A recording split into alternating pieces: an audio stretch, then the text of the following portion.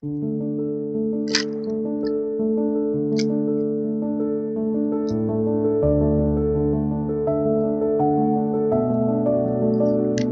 நாமத்துக்கு மகிமை உண்டாவதாக. அருமையான சகோதர சகோதரிகளே, கர்த்தருடைய நாமத்தினாலே உங்கள் அனைவரையும் வாழ்த்துகிறோம். இந்த நாளிலே கர்த்தர் நம்மோடு பேசுகிற வார்த்தை சங்கீதம் 91:14.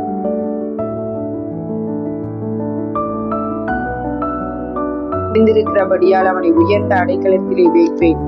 கர்த்தர் நம்மோடு 2 விதமாய் பேசுகிறார். ஒண்ணு, அவர் மீது வாஞ்சியா இருக்கிறவர்களுக்கு தான் விடுதலை. 2வது, அவர் நாமத்தை அறிந்தவர்களுக்கு தான் உயர்ந்த அடைக்கலம். தேவனுடைய பிள்ளைகளாய் இருந்தும் நமக்கு அநேக காரியத்துல விடுதலை இல்லை. ஏன்னா நாம அவர் மீது இன்னும் வாஞ்சியா இல்லை. ஆலயத்துக்கு போறோம், ஜெபிக்கிறோம், உபவாசிக்கிற எல்லாமே செய்யறோம். ஆனா நமக்கு ஒரு விடுதலை இல்லாத ஒரு வாழ்க்கை நம்ம வாழ்ந்து கொண்டிருக்கோம். மற்றவர்களாம் நல்லா இருக்காங்க, நமக்கு இன்னும் ஒரு விடுதலை வரலையே. நம்ம எத்தனை முறை ஏங்கி கொண்டிருக்கோம். கர்த்தர் இன்னைக்கு நம்மோடு பேசுற வார்த்தை, நீ என் மீது வாஞ்சியாயிரு. எல்லா காரியத்திலும் நீ வாஞ்சியா இருக்கிற, எல்லா காரியத்திலும் உன்னுடைய வாஞ்சியை செலுத்துற. ஆனா நீ என் மீது வாஞ்சியா இருக்கும் போதுதான் நான் உன்னை விடுவிப்பேன். தாவீதை பாத்தீங்கன்னா, இதோ கர்த்தர் எத்தனையோ காரியத்துல தாவீதை விடுவித்தார். ஏன் விடுவிக்கிறார்னா, அவர் மீது அவர் வாஞ்சியா இருந்தார். தாவீது அதாவது அவருடைய வயது பாத்தீங்கன்னா இளம் வயது. அந்த இளம் வயதிலேயே இஸ்ரவேல் ஜனங்களை தாவீதை கொண்டு கர்த்தர் ஒரு விடுதலை கொடுத்தார். ஏன் இந்த விடுதலை கர்த்தர் கொடுத்தாருன்னா, தாவீது கர்த்தர் மீது வைத்த வாஞ்சை, அந்த வாஞ்சையினாலதான் இஸ்ரவேல் ஜனங்களுக்கு கர்த்தர் ஒரு விடுதலையை கொடுத்தார். யார்கிட்ட போய் இந்த காரியம்னா, கோலியாத். அந்த கோலியாத்தை பார்த்து இஸ்ரவேல் யுத்த வீரர்கள்லாம் பயப்படுறாங்க. ஆனா தாவீது பயப்படல.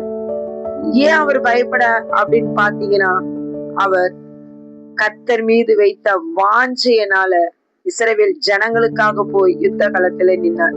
அந்த யுத்த களத்துல நிற்கும் பொழுது கர்த்தர் இஸ்ரவேல் ஜனங்களுக்கு ஒரு விடுதலையை கொடுத்தார்.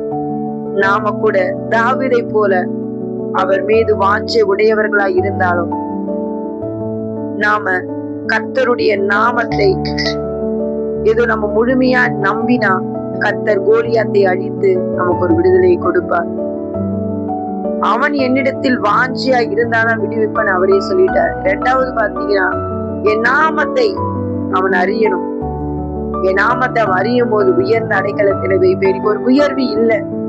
ஏன் அந்த உயர்வு இல்லைன்னா, அவர் நாமத்தை நாம அறியல. அவர் நாமம் பரிசுத்தமானது, அவர் நாமம் வல்லமையானது, அவர் நாமம் விடுவிக்கிற நாமம், அவர் நாமம் உயர்த்துகிற நாமம். அவர் நாமத்தில சுகம் உண்டு, அவர் நாமத்தில சமாதானம் உண்டு. அவர் நாமத்தை சொன்னா பிசாசுகள் அலரும். இந்த நாமத்தை நாமல் அறிந்தால் நமக்கு உயர்ந்த அடைக்கலம் நிச்சயமாய் இருக்கு. தாவீது அவருடைய நாமத்தை அறிந்தார். அதுதான் உண்மையான கடவுள் என்ற நாமம்.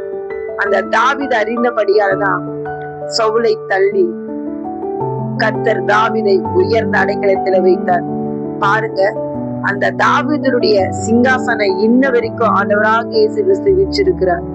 நாம கூட கர்த்தருடைய நாமத்தை அறிந்தோமானால் நமக்கு உயர்வு இல்லையே, நம்ம குடும்பத்துல ஒரு உயர்வு இல்லையே, நம்ம பிள்ளைகளிடத்துல ஒரு உயர்வு இல்லையே என்ற நம்முடைய ஏக்கங்களை கர்த்தர் தீர்த்து நம்மையும் நம் குடும்பத்தையும் கர்த்தர் உயர்ந்த அடைக்கலத்துல வைப்பார்.